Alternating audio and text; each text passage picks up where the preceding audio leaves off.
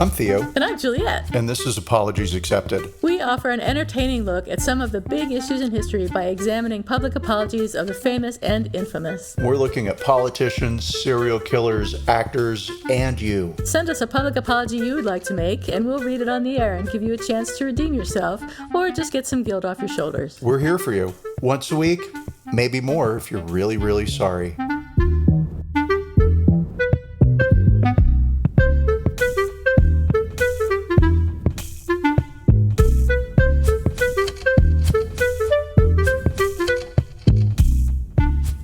Welcome to Apologies Accepted. I'm Juliet. And I'm Theo, and this is a podcast where we look at apologies made publicly by the famous and the not so famous, and then consider whether we accept them. Yes, that's the end. That's the important part. And today we'll be talking about Kanye West. And I was doing some research for Kanye West, and I have to admit, before I started doing this research, I didn't know a darn thing about him except what had been forced into my awareness via various media. And I had a sort of neutral to positive opinion about him. The more research I did, why don't you tell me how you felt about Kanye West before we started doing research? I'm the worst when it comes to pop culture. I know his name. I have probably heard a snippet or two of a song, and he's married to a Kardashian, and right. I know them only because of magazine covers, right? So, yeah, like you, I didn't know a lot, and I thought, oh, this will be a very straightforward apology to review. And I didn't do my homework until this morning because I was so like... it's all fresh in your memory now. Yeah, well, it's all good way to look at it. It's all fresh in my memory. But the truth is, wow, it is really fascinating. Did you think so? I wasn't sure about that. I didn't find it quite as fascinating. See, I did. And that's weird to me because usually I find pop culture incredibly boring. Mm-hmm. And I just don't care, which, you know, it drives a lot of my friends crazy who live for pop culture. They can tell you what Madonna's done on any given day or who sold the most albums. And I don't care. I just don't care. But this I actually found super interesting. It's the intersection of race, of power imbalances, of white women in peril, right? Right. Mental health. Yes, mental health. It's just a lot. And I was like, oh my God, we're going to be talking about race, mental health, misogyny. Like, I may as well just get the shovel and start digging the hole now that I'm going to be standing in. Because everything's going to be wrong that comes out of my mouth. That's not true at all. Oh, it's totally true. Get ready. I'm sure I've got some real asinine things to say. It'll be a popular episode because it'll be controversial. Oh, it's going to be. But yeah, and so you're more of the music aficionado than I am. Right? But not popular music. So I know very little about popular music because I just don't listen to it. And I mean, of all the famous people, I mean, I was surprised that Kanye was as famous as he is. It's like, turns out he's won all these awards and made like $1.3 billion, and everybody knows his name, and he's married to the Kim Kardashian, which I wasn't sure about. And, you know, he's probably as famous as you can get. And I had only this sort of vague awareness that he existed. So when it comes to my music interests, it doesn't quite extend to that area of the world. I like smaller bands. Well, he sort of fell into my radar within the past year because he's tripped into politics. And of course, I knew his name. I knew who he was. And didn't have an opinion / don't have an opinion. I did see the 2009 VMAs, though, weirdly, for someone who doesn't care about pop culture. I did see that moment when it happened live. Wow. Yeah. And it felt at the time like I was witnessing a moment. I mean, it was so surreal. It was like, this is really something. So if our listeners are like us and they have no idea who Taylor Swift is or Kanye West, hello tongue, maybe we should just take a nice little step back and do kind of a recap of what was going on at that time, who were these people, what led to this moment on the stage. Okay. So Taylor Swift is apparently a popular music star, but she does country pop or pop country. So I watched one of her videos. I actually watched the video in question, and it was the Hallmark music video of VMA videos. In my opinion, it was very sort of sickly sweet and wholesome in quotes. Very, very. And very. I liked it. I hated every minute of it. It was like a commercial to me. Like commercial totally for Taylor was. Swift, which is what it is, I guess. Yeah. But she's famous, right? Was she famous at that time? So she was just breaking. Yes, she was famous in the world of country music, right? Okay. So way back in the day, I couldn't even tell you, 2006-ish, 2007-ish, I listened to Sirius XM in the morning, and they had a gay radio station, and we were living in Dallas. What's and a gay radio station? Exactly. Right? It was a radio station where all of the hosts were out gay, and morning was sort of music, and then in the afternoon it moved into talk, right? Okay, And the talk was like pop culture, and then politics, and the evening was just general discussions, right? So cool. And everything was done through a filter of We're gay. this is what this means to the gay community. Right, exactly. And we were living in Dallas, which was really Republican, and I was feeling outnumbered. So I needed this. Yeah. Like in LA, I did not need this. I didn't Right. listen to it. I had zero interest in anything gay, right? But what, I mean, well. Not true. Exactly. Not true. But yeah. Yeah. Dang. Okay, that was that. Yeah, the jokes are just writing themselves in my head, and as are other things. But okay, so in the morning there was this guy, and he did music, and I didn't care for him very much, but he was a great interviewer. And he would have these musicians come through, and he'd written for Rolling Stone, so he had some power, right? Sure. And he would get some big name people that came through. And much like Howard Stern, I like Howard Stern in doses, right? People can dislike Howard Stern, I get it, but Howard Stern is an excellent interviewer. Like, you just can't take that away from him. Same for this guy whose name I won't say, because I didn't like him at all. Okay. Good interviewer. And he's interviewed this country singer that came in, and she was like this 15-year-old girl. Right. And he just was going on about how awesome she was. And her mother was in the room, and it was Taylor Swift. Yeah. And he said, "You're going to be so famous, and Wow. don't you become a bad girl, because then I'll have to spank you." Ah. Right? Right, exactly. And, okay, fine. And then sure enough, Taylor Swift ends up becoming super famous. But she started off in country and was very much the wholesome, all-American blonde country girl. She writes her own music. Yeah, And that's so rare. That's good. There's some talent there, Yeah. right? I mean, they're not bad songs. They're just not particularly good. Well, And she looks really sweet. So she looks like a sweet person, but she's probably not. So what do I know? oh, get ready. They're coming for you. Are they called the Tay-Tays? Are The they? Tater Tots? I know there's the Tots. Bay Hive. All respect. Right. Yeah. Yeah. So she was super famous, on her way to becoming super famous, and you had already heard of her. Did you listen to her music before the VMAs? No. I mean, if he played it on his show, maybe, yeah, probably, but Right. nothing I would ever run out and buy.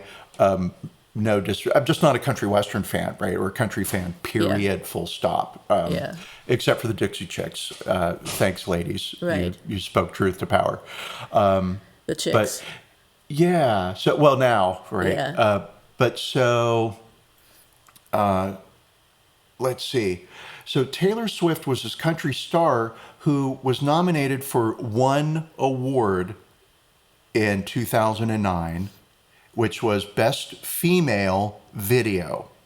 So she wasn't nominated for Best Album of the Year or 20 other things, right? This was her first foray into pop music. And she's 19 years old. And she wins. Yeah. And she's not expecting to win Right. because one, she's 19, and two, this is pop. This is rock and roll. She's Yeah. country. She gets that she's blonde, blue eyed, right? And so everybody's going to be against her, and she wins, and she gets to go on stage. Right. Right. That's big, especially at that age. So. Yes. And then we have the moment. Right. So she was given the award, I guess, and Kanye West jumped up on stage or went out on stage or whatever. I didn't see it myself. I wasn't lucky. Maybe you should be telling what happened. But he stole the microphone from her, just like when she was going to make her acceptance speech. And he said, tell us what he said. So he, I can almost say it verbatim. He said, I'm going to let you finish, but Beyoncé had one of the best videos of all time.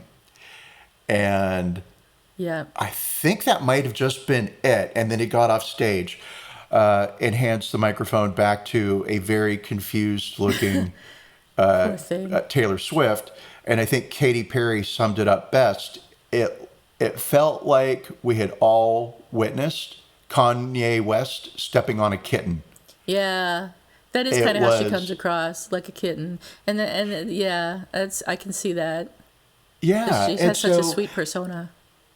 And so here's all the conflicting stuff in that moment, right? So we have this girl who's a wholesome middle America country singer, right? In this room full of sexy pop stars. She's very pretty, very sexually dressed. Sexily, is that a word? And then you have Kanye West, who is 32 years old at this Yeah, time. yeah. And he is big in music. And he comes up there and he tells her she doesn't count, she doesn't matter, she doesn't deserve this moment. Right. This is just a the truth of the matter is Beyonce should be winning all the prizes. So thanks for playing, thanks for participating, right? And Well, talk about what is that syndrome you have when you don't feel like you deserve to be where you are? thank you, the imposter syndrome. Imposter Yes. syndrome. Poor So, Kanye, of poor course. Taylor. Yes. So in this moment, poor Taylor Swift, right? Because here she is. She has everybody has dreamed about winning an Oscar or winning a Grammy or winning, some award and having an entire industry just say Yeah. like, you're the most amazing thing ever. Yeah, right? and then this guy comes out of nowhere, grabs her mic, says, "You're not." Beyonce deserved this, you didn't. Right. Here's your mic back. And What do you I'm do? sure that Beyonce deserves every award ever. I mean, that right? was a better video. Beyonce's video was definitely better than Taylor Swift's video, I gotta say. But she did win best video or best something. Beyonce won probably a ton of stuff. She won Best Video of the Year for that Yeah. video. And Yeah. so Kanye wasn't wrong, Right. right? But it was still an unforgivable thing to do, just about. Yes, and there's some really sweet stuff about how Taylor Swift moves forward and does forgive him. Right. But so back to that moment. So she's backstage, she's crying, she's with her mother. The producers of the VMAs just don't know what to do, right? And prior to this, Kanye West had shown up with a bottle of Hennessy in his hand on the red carpet and was drinking it in public, full on in front of everybody. So this Right. isn't a rumor Right. that everybody, period. The press, insiders, the public knew that he was drinking. And he was really hitting that bottle. Like, I there's didn't realize no that. mistaking that the man had to have been incredibly drunk. Given what we know about Kanye West now, since he's come forward as somebody who's been diagnosed with bipolar disorder, it's very clear that he must have been self-medicating. I don't know if he had his diagnosis back then or not, right? But I mean, I can't say for sure, but just casually, right?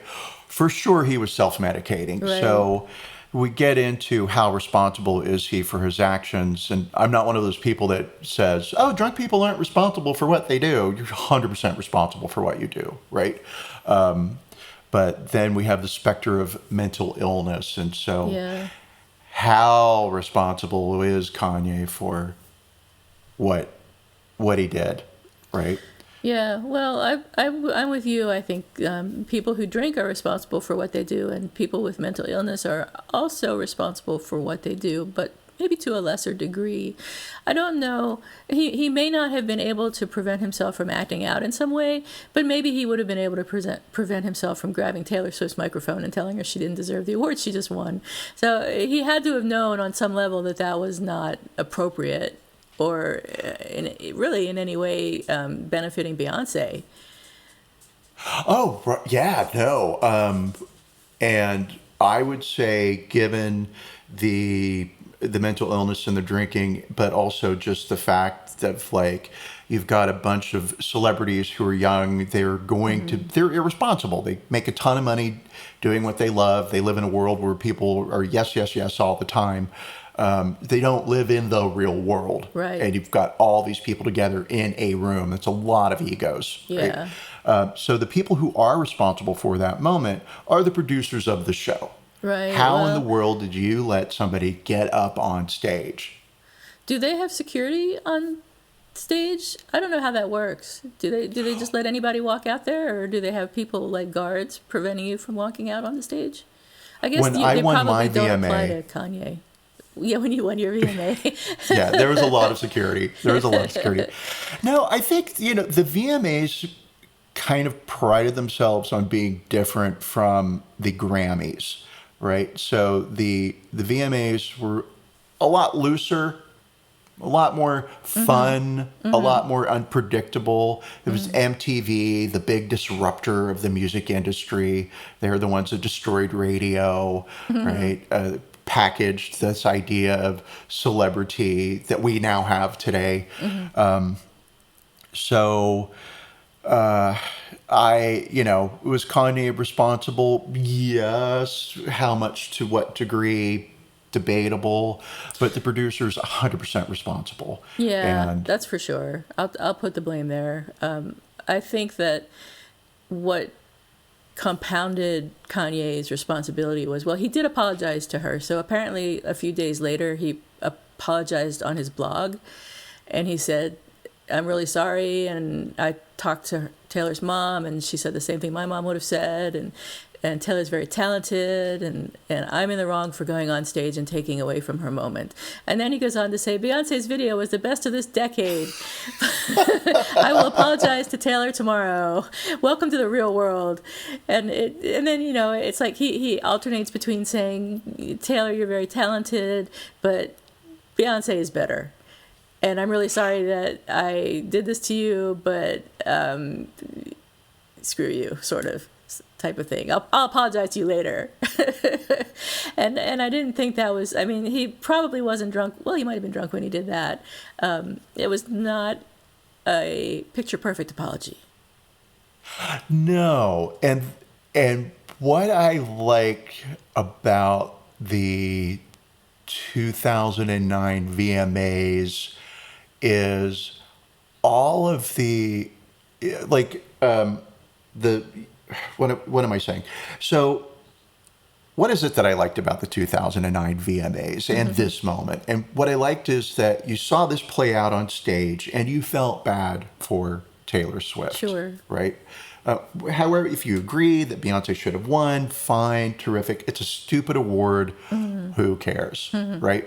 The part that does make you care, does make me care anyway, is somebody who's in a moment of such vulnerability being told that their work doesn't matter, right? Yes. They don't deserve to be where they're at. Yes. And I loved that the story gets to finish out with Beyonce winning Best Video and then saying, I remember being 17. I remember what it felt like to be on the stage winning an award at that age. I want to give my time to Taylor Swift. And I just thought that was such a Michelle Obama move. Yeah, it was really nice. Such a high, I hate to say class or Yeah. classy because it's just such a crass word to me. Right. But It there was are very just those generous moments. and very kind and very sweet. So And much better words than classy. Beyonce It was very generous. is very classy.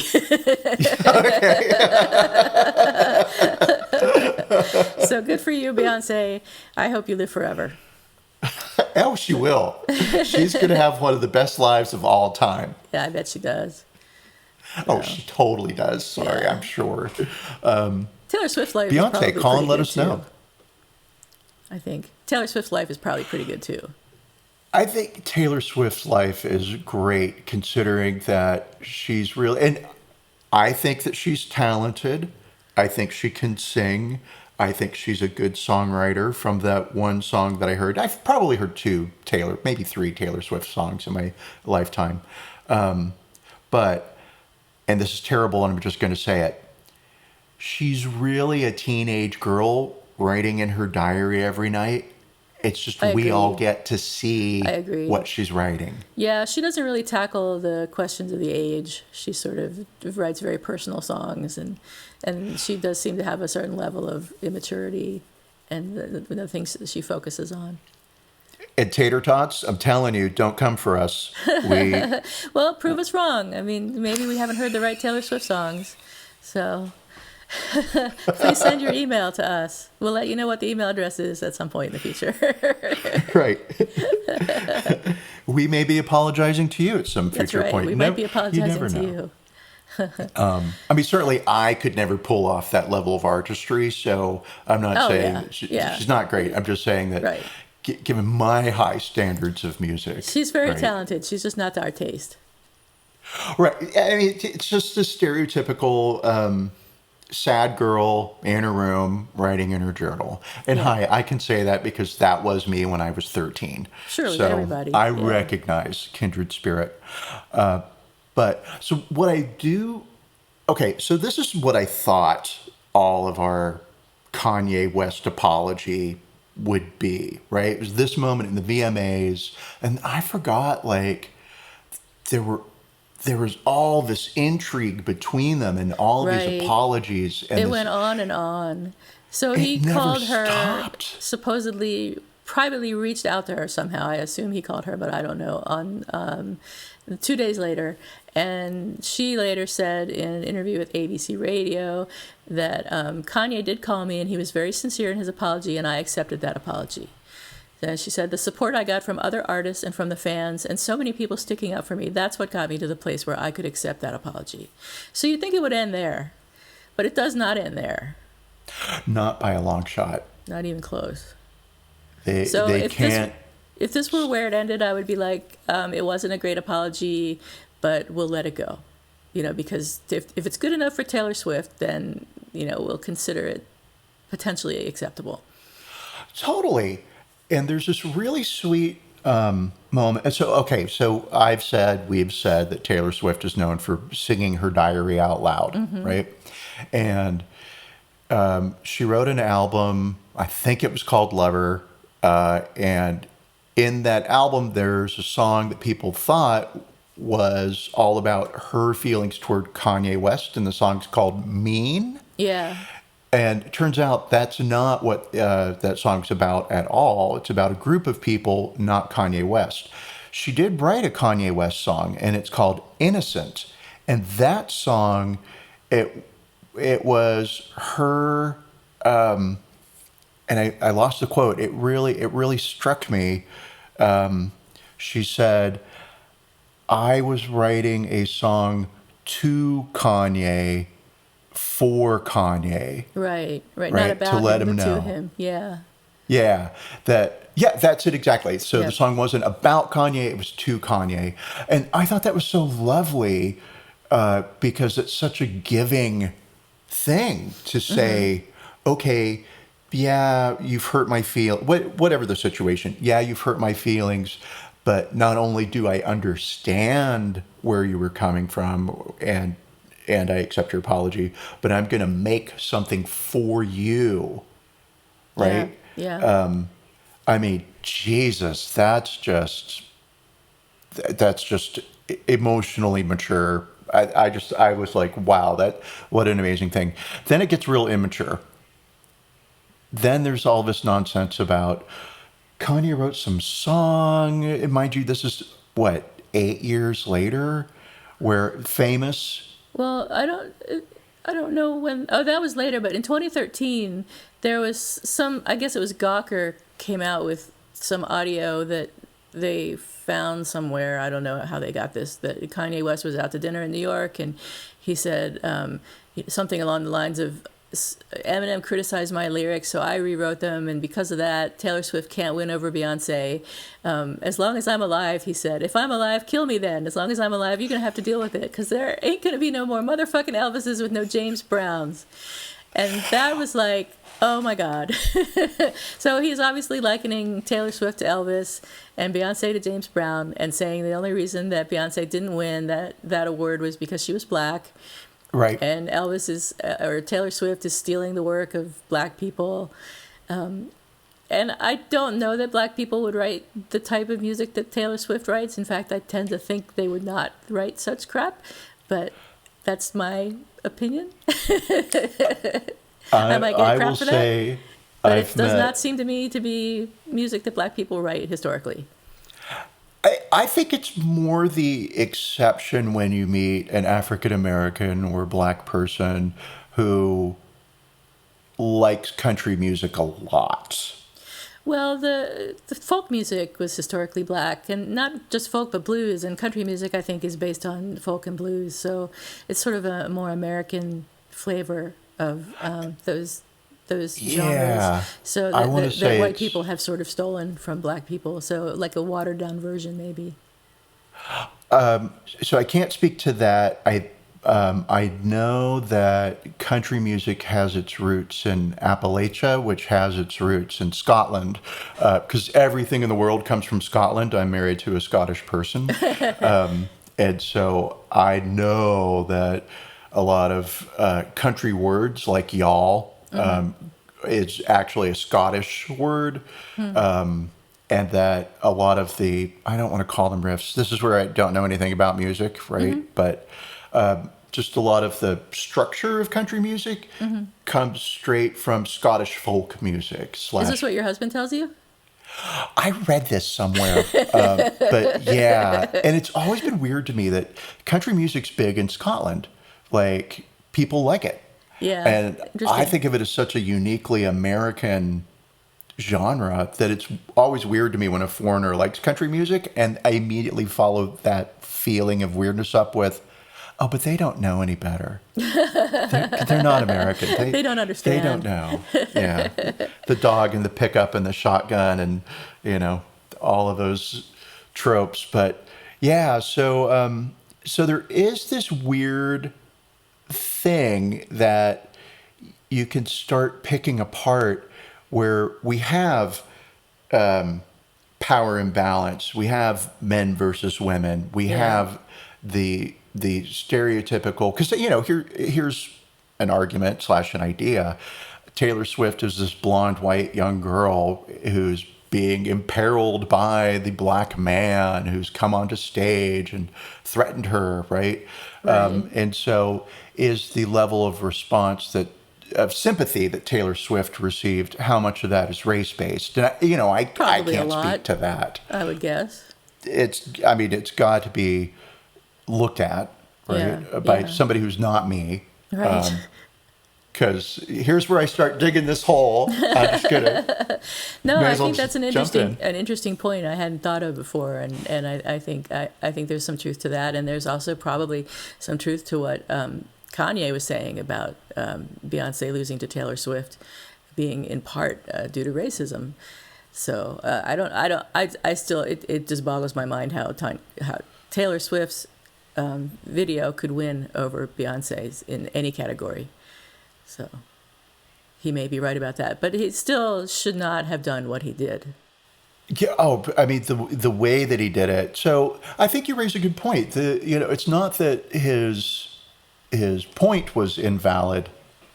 There was a time and a place to do that, and it could have been done after the fact. Right. With the press, etc. Right. And yeah, that's yeah. No, that I mean. Yeah, he right. certainly had the power to make it happen. Like, it wasn't as though he couldn't make his opinion known after the fact. So that's, obviously more appropriate. So maybe looking back, he would do it differently. I don't know, but it doesn't seem like it. So you were talking about Famous, but before that, even before that, in 2015, at the Grammys, they were friendly. Taylor and Kanye were friendly at the Grammy Awards, and apparently Kanye West interrupted Beck at that award when Beck won album of the year over Beyonce. So he did it to Beck too, and then Taylor Swift joined Kanye West for dinner in New York later. So there was some friendliness there in 2015, but then in 2016 he released the track "Famous," which you were just talking about. Yeah, which I don't know very much about. When the controversy sprung up at the time, it did hit my radar because it was in, I forget what it was in. I don't think it was in the news, but it might have made the news. But however pop culture hits my radar, whether or not it was on Twitter or, I mean, I'm not a Facebook person, so I can say for sure it wasn't Facebook, right? But yeah, and then there was this weird, and I don't know a lot about the ins and outs of this, so maybe you know more, or maybe your research will help me understand. But so Kanye does this song called "Famous," and in it he takes some measure of credit for Taylor Swift's success, right? Like, Yeah. I made that bitch famous, or whatever the line is. And also, I think there's a line in there where it's like, she owes me sex, Right. She needs to be indebted to me because I made her famous. Right. And I can see where that would be very triggering if you're Taylor West. Oh my God, I've got them married. They have children. They're very happy together now. Yeah, I mean, that's again another unforgivable thing to do, I think. And I understand it's in the context of rap, which is almost purely unforgivable statements. But and I like rap, so no offense. I do not. The same camp as country music for me. Really? Yeah, every now and then I will hear a rap song that I'll enjoy. Like, I've heard some bits of Kanye, and I'm like, wow, that's really talented. That's really good, right? And or Drake, I've heard some of his stuff, and I've been like, wow, that's great. But aside from that, it's just not relaxing. Yeah, it's not relaxing, for sure. And I get that's kind of the point of rap. Yeah, I think most rap today I'm not really very fond of, but I guess I'm old school. So old school rap I enjoy, but the stuff today I'll listen to it like if I'm here in Arizona and there's nothing else on the car radio. And some songs I like, but as a whole, it's not really for me. But for him to say that Taylor Swift owes him sex is just blatantly sexist, and to say that he made her famous is blatantly sexist, because obviously he did not make her famous. He may have made himself notorious and brought additional attention to her, which she didn't need or want, but that's not really making someone famous. Not at all. And then this still falls into that camp of, okay, this is somebody with bipolar disorder. How much of this is him? How much of this is the feelings of, I can't think of the word. It's not feelings of grandeur. I mean, it is feelings of grandeur.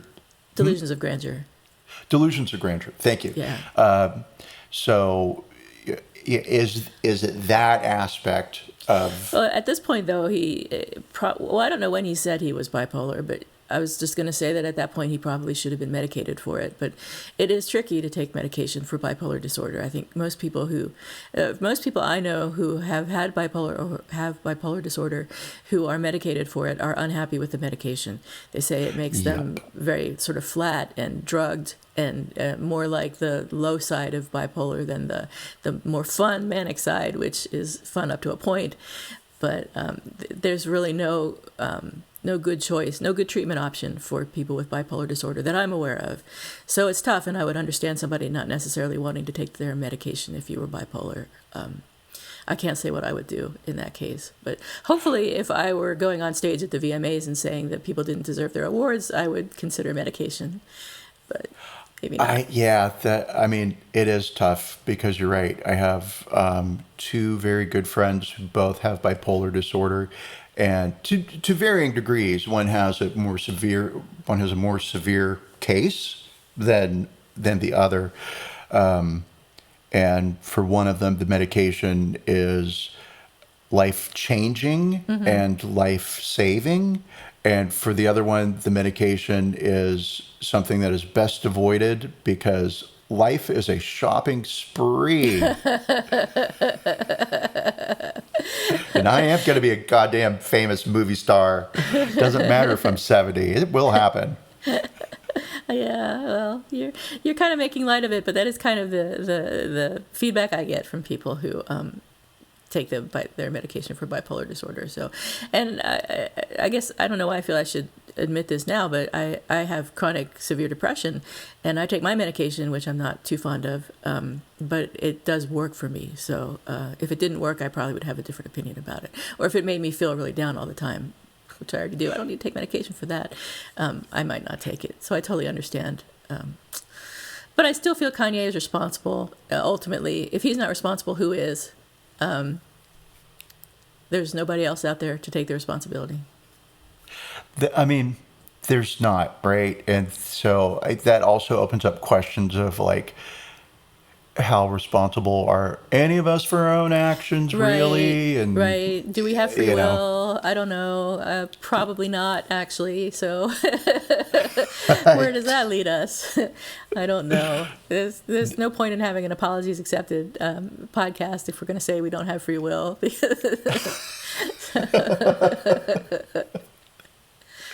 So yeah, we'll say we have free will for the sake of this podcast. We totally have free will. Yeah, we live in that universe. And so, yeah. I'll say in terms of accepting the apology, I agree with you. I think since Taylor Swift did originally accept the apology and try to work past it and through it, sure, absolutely. On the surface, his apology through a blog is very much a non-apology. And thanks for insulting me a second time. Yeah. If you're Taylor Swift, right? But then he did reach out to her and he did make amends and do the right thing. So and that would have been where to stop, right there. That would have been totally where to stop. But then we wouldn't have had this great episode to look at. And I do find it to be this interesting moment, this cultural moment that touches on so many different important points and that aren't resolved and probably will take many generations to be resolved. Things around race and sexism. And I think really it would kind of be it. Race and sexism you could probably just stick two pins called race and sexism in that moment. And yeah, it'd be fun. Perfectly encapsulates both. It's weird that this happened 4 months after Michael Jackson died. Did it? So yeah, the VMAs. I read a thing on Billboard, and it was an interview with a lot of the producers, and they were talking about Michael Jackson died in 2009. Yeah. Are you kidding me? No. He died that long ago? According to Billboard. Holy shit. I thought he died just 3 or 4 years ago. No, because his daughter is 30 now, 28. Yeah. Yeah. I think Blankets graduated from college. Blanket. Right. So, yeah. But so Michael Jackson died in 2009. Damn. Probably must have been about March because the VMAs were in July, no, September. And they opened up with Madonna coming out onto the stage talking about Michael Jackson and his life. And she runs this perfect parallel with her own life where she said, yeah, of course. And watching it for the first like 1 minute, we'll say, she was like, Michael Jackson was born in August of 1958. So was I. Michael Jackson is from the Midwest. So am I. Wow. Michael Jackson had 8 brothers and sisters. So do I. Oh my God. Right? And I was like, okay. And Madonna, as somebody who likes to suck all the oxygen out of a room, you're really sucking all the oxygen out of the room. She didn't even need to do that. I mean, Madonna is just as famous as Michael Jackson. Well, so she made this great point. It actually turned out to be a good speech. And, Madonna, right? Not a fan, but not a hater.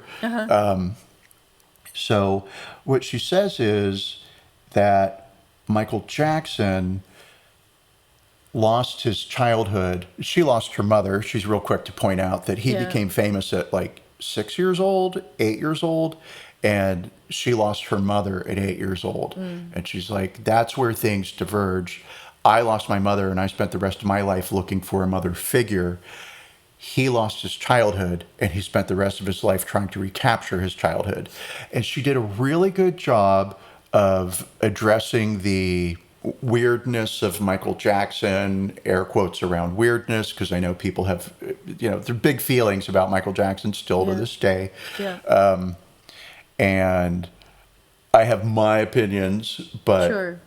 whatever, because I'm moving beyond what the point of all that was. And the point of all that was the 2009 VMAs were expected to be a really stellar, amazing award ceremony because of the tributes that were scheduled for Michael Jackson and because of the level of talent that they had booked for live performances. Lady Gaga did this this performance for Paparazzi where she is in a white kind of bikini / bustier sort. I mean, it's Lady Gaga, so it's a costume. Right. And then near the end of the song, she explodes in the shower of blood, and the blood just starts dripping all over her white bikini bustier, and she's lifted up by a meat hook off of the stage. Oh my God!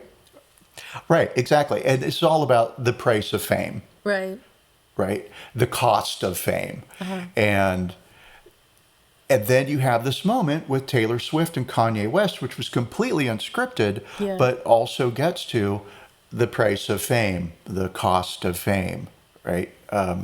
Which is you put yourself out there, you make yourself vulnerable, and you will be hurt because you're vulnerable, right? That's so true. Yeah, and we're going to find that out real soon. Yep. That's why we're not going to read our mail.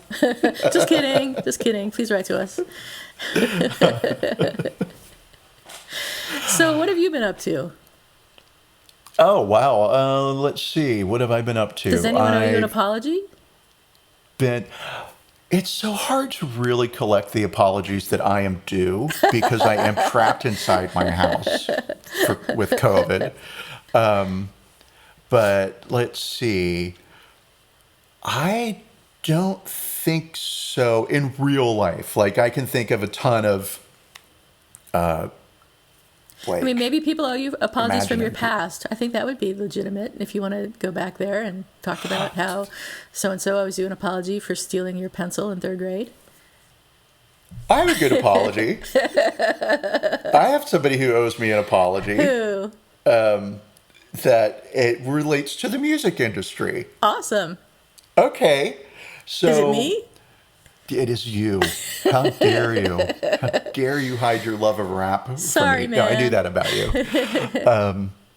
So once upon a time, I was invited to a, a party, and the party was following a a casual moment at UCLA where Clive Davis was speaking to a group of music students. Cool. And he was talking about like, hey, you're going to be in the music industry. This is what you need to do. This is what you need to do, right? And I didn't want to go. I didn't know who he was. I, was kind of bored.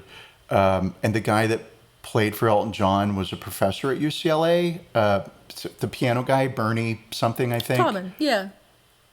He's famous. Couldn't tell you. Yeah. Yeah, no idea. Didn't Okay. know. Still don't, right?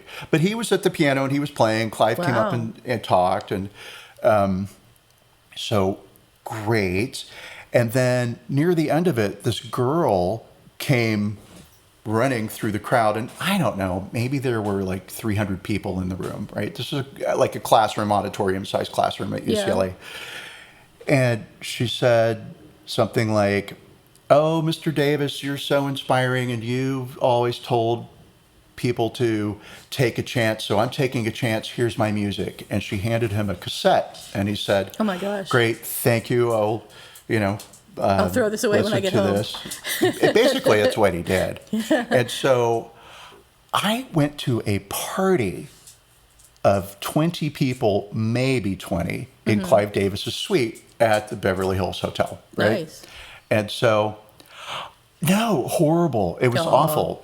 I completely out of my element, right? Everybody there was like successful, older than I was, etc. Yeah. My date at the time insisted that I wear a suit. My God. And so I borrowed a suit from my roommate. Oh my and God. somebody came up to me at the party and said, you look like you're on your way to Sunday school. And didn't mean that as a compliment. Right? Rude. They owe you an apology. Oh, well, so many apologies from that night. Like I'll keep this night in my memory bank so that I can always draw on it.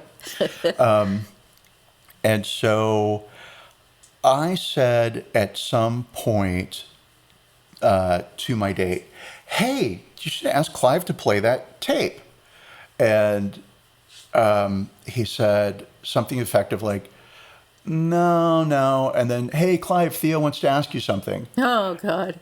Right. So, Yeah. and then I was like, hey, we should hear that girl's tape, because he was playing all this music that was like soon to come out music. Yeah, He had some Aretha Franklin remake of Les Mis, I Dreamed a Dream, which the take on it was Martin Luther King's I Dreamed a Dream, or I Had a Dream. Interesting. And Clive was like, and I'm saying his name like I know him, right? Yeah. Mind you, this is like 2 hours at one stupid party. And he, oh, it's so amazing. It's so amazing. Don't you think so? And I said, no, I don't. I'm a purist, and I think that Fontaine's lament remains Fontaine's lament, and Aretha Franklin could do something else around racism. And that wasn't a popular thing to have said. So I felt a little bad about that. But so at this moment where I was kind of called out onto the carpet or pushed into the spotlight, I said, hey, let's listen to that girl's thing. And he said, oh, no, I would never listen to something like that. And, aside from just the legal implications, it's not going to be any good. Right. Right. And I was like, oh, okay. And the part that I've left out of the story is that I was so bored in the lecture that as soon as it let out, I ran outside to get a cigarette, right? And that girl was standing on the stairs. Yeah. And she's waiting for Clive to walk out. Yeah. And there I'm standing, smoking a cigarette in a suit, looking like I'm on my way to Sunday school. And I went up to the girl and I said, I thought what you did was really brave. And she looked at me and said, oh, thanks. Oh, no. Fuck you. Oh, Little did she know rude. that I could have really forced this issue You totally at could that have. party. And maybe and who knows, maybe she's Taylor Swift. Oh no, the age doesn't work out. But yeah, well, of course she thought I was hitting on her, right? So I get that now. I didn't get that then because I'm I so guess. obviously gay. Come on. Yeah, I guess. But yeah, so I'm going to say she owes me an apology. Okay, That I also agree. goes to show when you're a jerk to people, sometimes you don't get the thing that you want. Because if she'd been real nice to me, you would have pushed I it. would have said, hey, come on. So long story. Okay, but that gives you enough time to think about your apology, and there's a lot in there. Okay, the person who owes me an apology is the person who went to the recycling center before me and who threw their boxes in the recycling machine without breaking them down. So I had no room for my recycling. Rude. They should really apologize to me. So what do you do in that situation? Am I supposed to take her boxes out and break them down, or his boxes, and then put them back in the machine and then put mine on top? Terrible. Just terrible. That is terrible, and I don't know.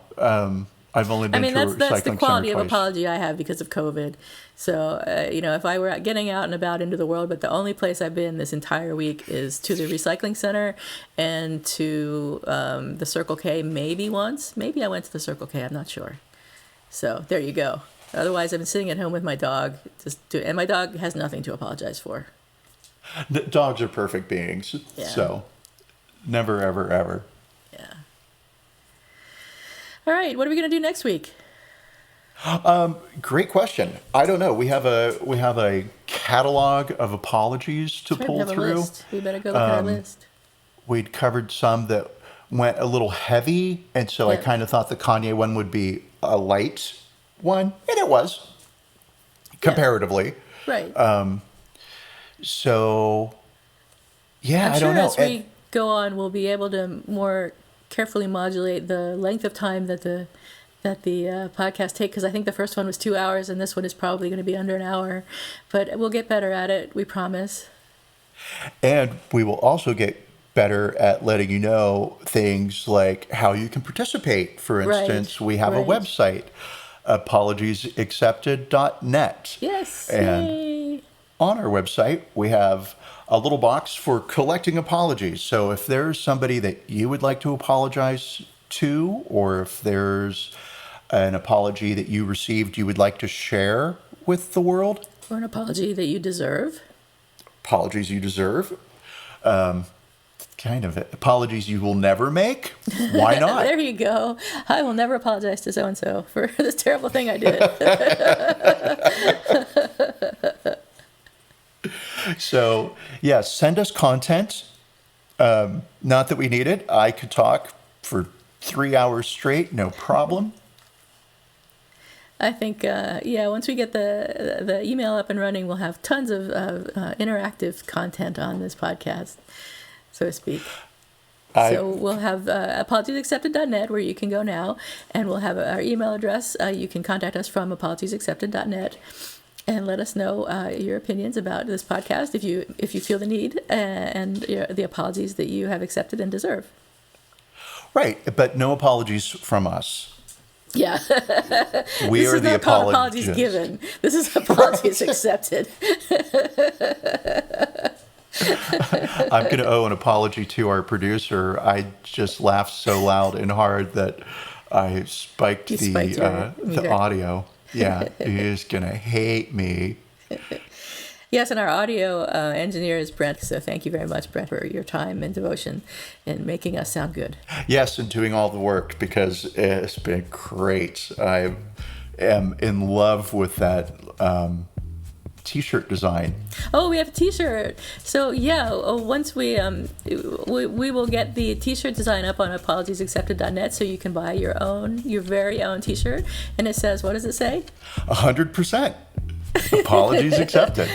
Yeah, I had no idea how often I say that. It's great.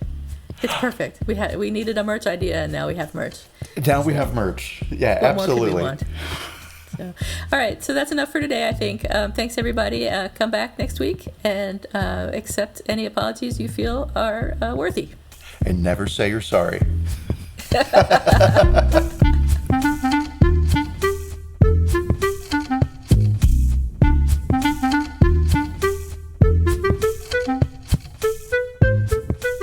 Thank you for listening to Apologies Accepted, the podcast. You can find links to the articles and the sources in the show notes. To submit an apology or find out more, visit us at apologiesaccepted.net, where you can also find our merchandise. We're on Twitter at Apologies Accepted. And on Instagram at apologies.accepted. You can support our important work at Patreon.com/Apologies Accepted. And fuck Facebook. Bye. Bye.